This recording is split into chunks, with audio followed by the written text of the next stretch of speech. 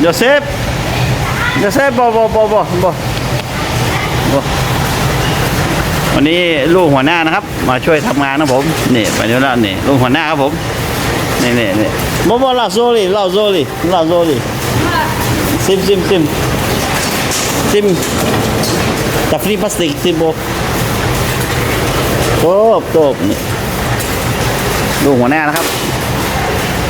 มาช่วยทำงานครับผมพี่น้องครับบ้านเขาฝึกตั้งแต่ตอนที่เป็นเด็กแล้วนะครับเนี่ยหัวหน้าให้มาทำงานด้วยครับผมมาช่วยงานครับผมไม่รู้งานครับผมพี่น้องครับ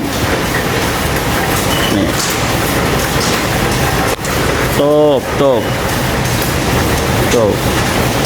อัตรา number 1 โยเซฟอัตรา number 1โอเคอันนี้ number 2 อัตรา number 1 נכון אתה יוליה?